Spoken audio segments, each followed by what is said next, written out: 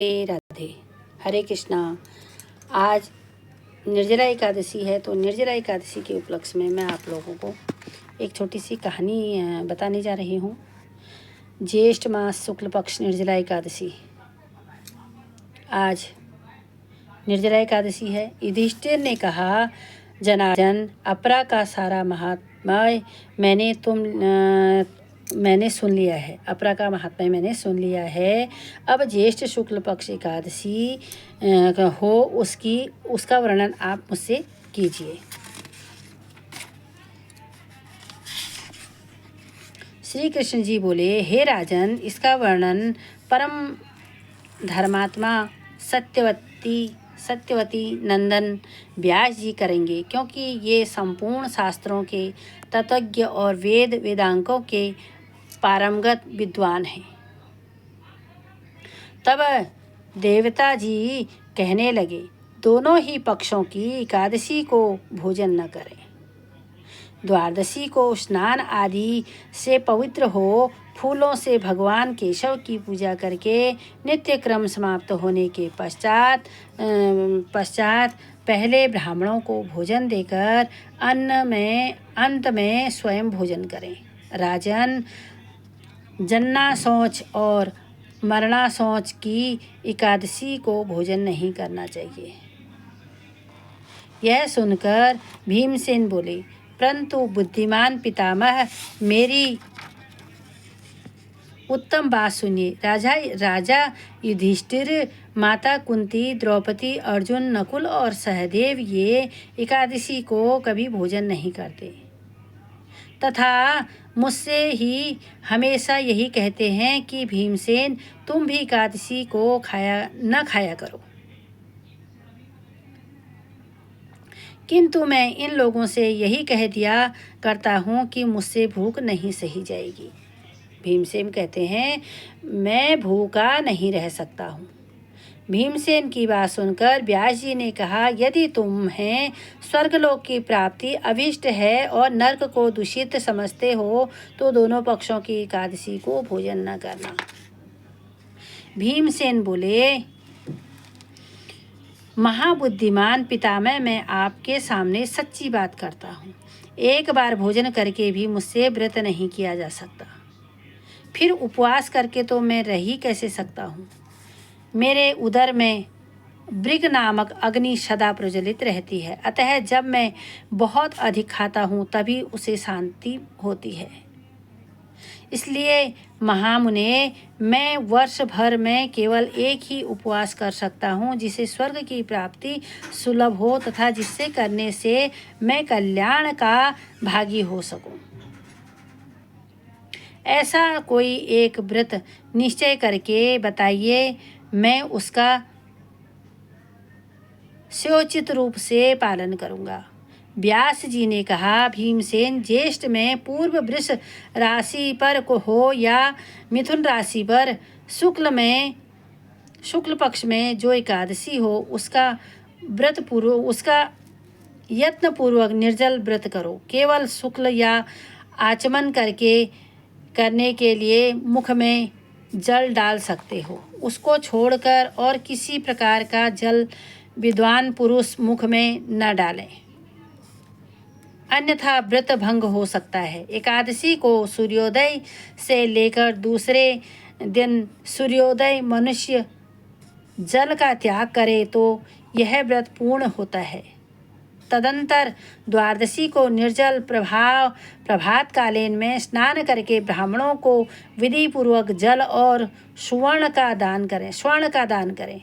इस प्रकार सब कार्य पूरे करके जितेंद्रिय पुरुष ब्राह्मणों के साथ भोजन करें।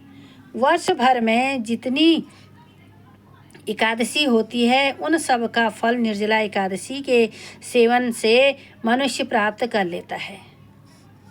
इसमें तनिक भी संदेह नहीं है। शंख, चक्र तथा गदा धारण करने वाले भगवान केशव ने मुझसे कहा था कि यदि मानव सबको छोड़कर एकमात्र मेरी शरण में आ जाए तो मैं एकादशी को निराहार रहे तो वह सब पापों से छूट सकता है। अर्जुन वो कृष्ण भगवान ने ऐसा कहा था, अगर निर्जला एकादशी तुम ले सकते हो तो सब पापों से मुक्त हो सकते हो। एकादशी व्रत करने वाले पुरुष के पास विशाल काय, निकराल आकृति और काले रंग वाले दंड पाशाधारी भयंकर यमदूत नहीं जाते। अनंत काल में पीताम्बरधारी सौम्य स्वभाव वाले, हाथ में सुदर्शन धारण करने वाले और उन मन के समान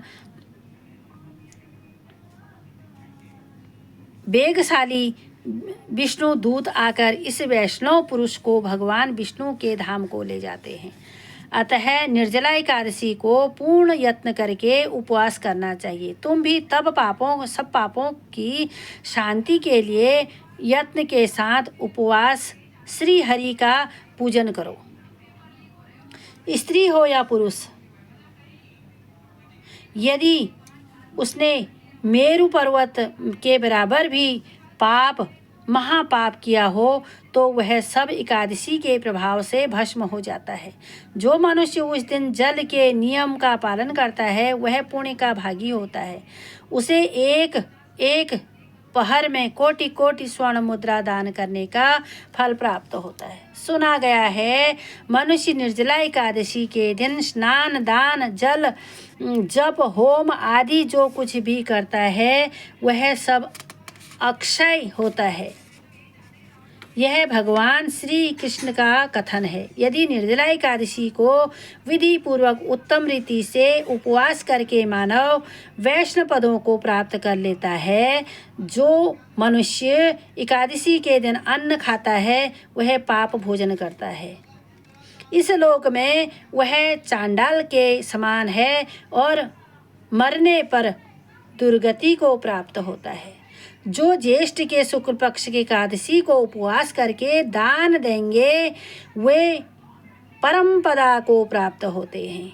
जिन्होंने एकादशी उपवास किया है वे ब्रह्म हत्या, शराबी, चोर तथा गुरुद्रोही होने पर भी सब पापों से मुक्त हो जाता है।